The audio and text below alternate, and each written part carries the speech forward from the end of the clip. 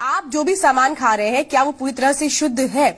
ये सवाल इसलिए उठ रहा है क्योंकि कानपुर एचबीटीआई इंस्टीट्यूट ने जिस तरह से रिसर्च किया है वो ये बता रहा है कि मस्टर्ड ऑयल में ज्यादातर कंपनियां मिलावट कर रही हैं। यानी समझ लीजिए आपकी सेहत के साथ किस तरह से खिलवाड़ किया जा रहा है। विश्वास के साथ आप सामान खरीदते हैं, लेकिन हो सकता है जो विश्वास आप रख रहे हो उन चीजों में वही उसी के साथ धोखा हो रहा हो। और अब ऐसे में तो यही सवाल उठता है कि यार सब कुछ नकली मिलने लगा है, दूध नकली, मसाले नकली, तेल नकली। तो कानपुर की एचबीटीआई इंस्टीट्यूट का कहना है कि मस्टर्ड ऑयल में केमिकल की मिलावट हो रही है और ये मिलावट बड़ी और नामी कंपनियां कर रही हैं। इसकी वजह से लोगों को गंभीर बीमारी भी होने का खतरा है। अब ऐसे में लोग खाएं तो खाएं क्या?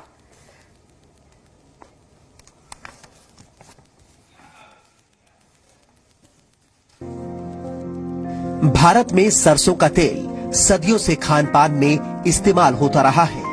माना जाता है कि इसके इस्तेमाल से शरीर मजबूत रहता है और प्रतिरोधक क्षमता विकसित होती है। लेकिन अब सरसों के तेल के नाम पर मिलावटी तेल बाजार में बेचा जा रहा है। धोखा देने के लिए इसमें पीला रंग भी मिला दिया जाता है। एक रिपोर्ट में ये बात सामने आई है कि कई तरह के केमिकल से तैयार ये तेल न सिर्फ घातक है बल्कि कई बीमारियों को भी जन्म दे रहे हैं। कानपुर के एचबीटीआई लैब की रिसर्च के मुताबिक ये मिलावटी तेल शरीर की पाचन क्रिया में शामिल नहीं होते हैं और आंतों से होते हुए शरीर से बाहर निकल जाते हैं।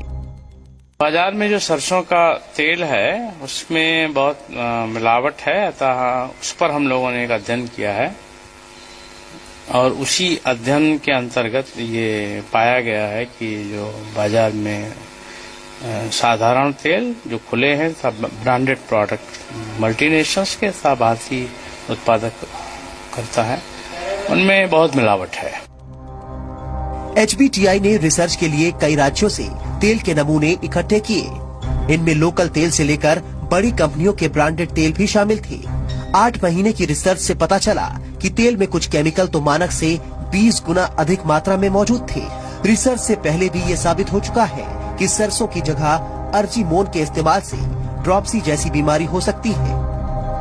ये बिल्कुल जहर है क्योंकि इससे बहुत गंभीर रोग हो सकता है जिसे कहते हैं एपिडेमिक ड्रॉपसी।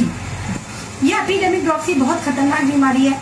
इसमें सूजन के अलावा जब ये पानी भरता है, ये पानी पूरे शरीर में फैलता है, फेफड़े तक पहुंच जाता है और फेफड़े से ये हार्ट तक में जोर डालता है और हार्ट में इतना प्रेशर डालता है, हार्ट फेलियर हो जाता है। इस रिपोर्ट के बाद केमिकल इंजीनियरों ने ऐसे तेल से होने वाली बीमारियों का पता लगाने के लिए मेडिकल बोर्ड गठित करने की सिफारिश की है।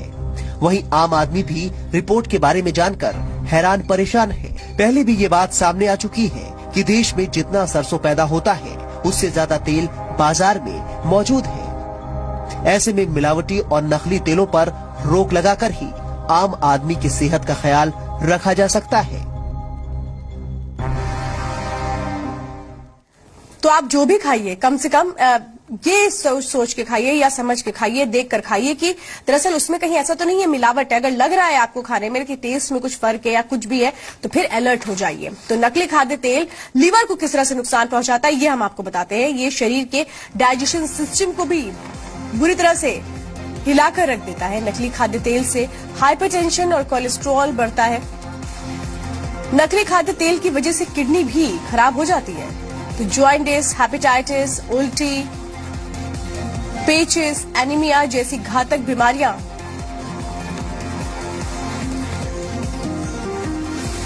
मिलावटी तेल से हो सकती हैं। यानी कि सीधा सीधा आपकी सेहत के साथ खिलवाड़ हो रहा है।